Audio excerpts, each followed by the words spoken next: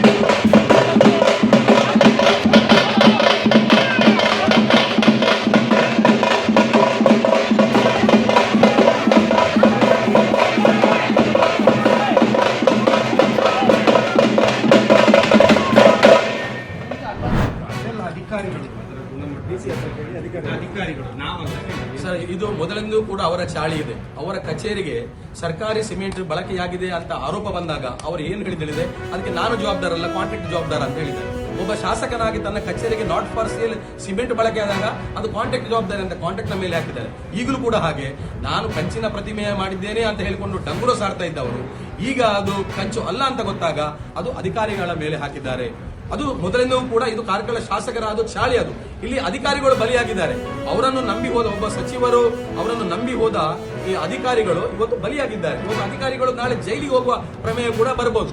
ಅಂದ್ರೆ ಇವತ್ತು ಅದು ಕಂಚು ಅಂತ ಒಂದು ವೇಳೆ ಪ್ರೂಫ್ ಆಗ್ತಿದ್ರೆ ಇದು ನಾನೇ ಮಾಡಿದ್ದು ಅನ್ನುವಂತ ವಾದವನ್ನು ಮಾಡ್ತಾ ಇದ್ರು.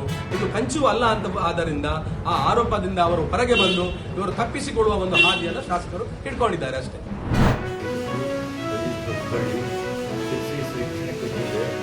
ಬಣ್ಣದ ಮಠ ಶಿಕ್ಷೆ ಹಾಗೂ ಲಯನ್ಸ್ ಕ್ಲಬ್ ಶಿಕ್ಷೆಯ ಸಹಯೋಗದೊಂದಿಗೆ ಜಿಲ್ಲಾ ಸಾಹಿತ್ಯ ಸಮ್ಮೇಳನವನ್ನು ದಿನಾಂಕ 20/7/2025 ರವಿವಾರದಂದು 10 ಗಂಟೆ ಸರಿಯಾಗಿ ಅವರು ಬಣ್ಣದ ಮಠದಲ್ಲಿ ನೆರವೇರಿಸಿದರು. ಅಂದಿನ ನಮ್ಮ ಕಾರ್ಯಕ್ರಮಕ್ಕೆ ಶ್ರೀ ಶಿವಲಿಂಗ ಸ್ವಾಮಿಗಳವರು ಸಾನ್ನಿಧ್ಯದಲ್ಲಿ ಎಲ್ಲ ಕೆಲಸಗಳು ನೆರವೇರಿಸಿದರು. ಅವತ್ತಿನ ನಮ್ಮ ತುಮಕೂರು ಸಾಹಿತ್ಯ ಸಮ್ಮೇಳನದ ಸರ್ವಾಧ್ಯಕ್ಷರಾಗಿ ಶ್ರೀ GV ಭಟ್ ಕೊಪ್ಪಲ್ ತೋಟವನ್ನು ಈಗಾಗಲೇ ನಾವು ಆಯ್ಕೆ ಮಾಡಿ ಅವರಿಗೆ ಆಹ್ವಾನವನ್ನು ಕೂಡ ಕೊಟ್ಟಿದ್ದೇವೆ.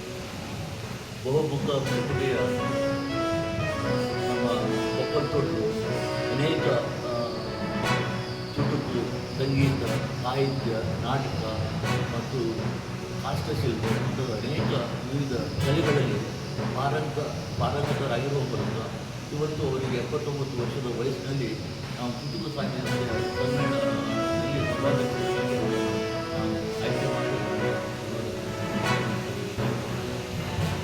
ಉತ್ತಮವಾದ ಕಾರ್ಯಕ್ರಮ ಬೆಳಿಗ್ಗೆ 10 ಗಂಟೆಯಿಂದ ಸಂಜೆ ತನಕ 5 ಗಂಟೆ ತನಕ ನಡೆಯುವಂಥ ನಮ್ಮ ಕಾರ್ಯಕ್ರಮದಲ್ಲಿ ಮೊದಲಿಗೆ ಉದ್ಘಾಟನೆ ನೆರವೇರಲಿದೆ.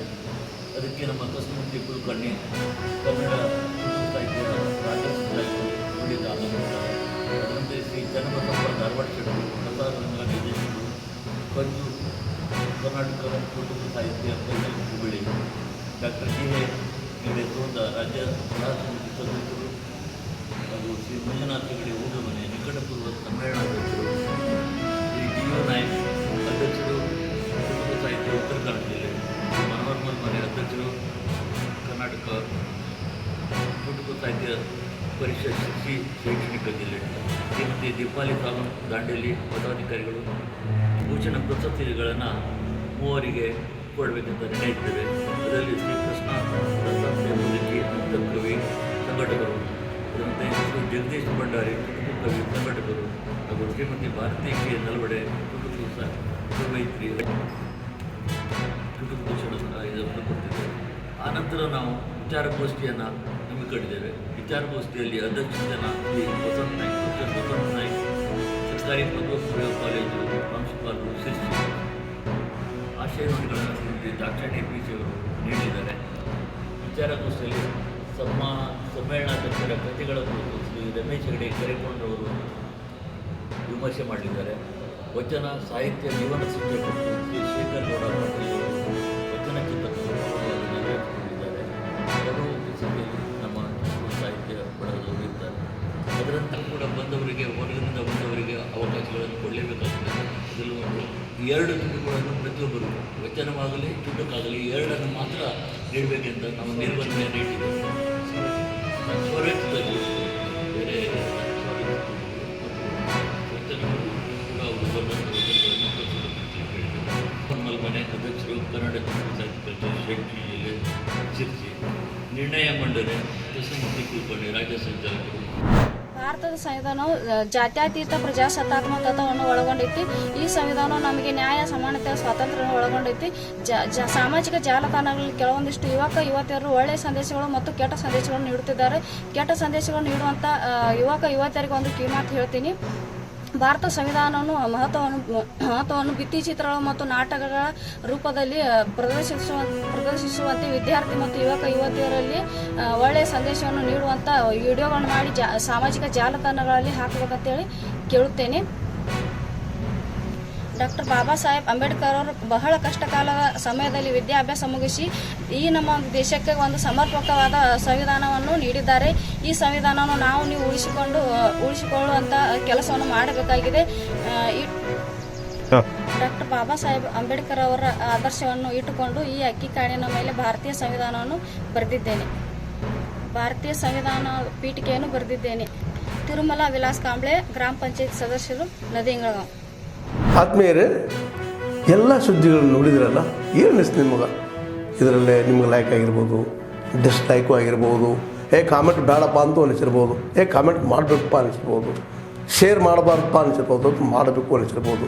ಏನಾದರೂ ಆಗಲಿ ಶೇರ್ ಮಾಡ್ತಾಯಿರಿ, ಈ ನ್ಯೂಸ್ಗಳನ್ನ ಹಂಚ್ತಾ ಇರಿ, ಜೊತೆಗೆ ಇದಕ್ಕೆ ಸಬ್ಸ್ಕ್ರೈಬ್ ಆಗ್ತಾಯಿರಿ ಅಂತ ಹೇಳ್ತಾ H16 ನ್ಯೂಸ್ ಅರ್ಥಾತ್ ಹೇ ಸೀತಾರಾಮ್, ಇದು ಸತ್ಯದ ಕೈಗೆ ನಡಿ. ವಂದನೆಗಳು.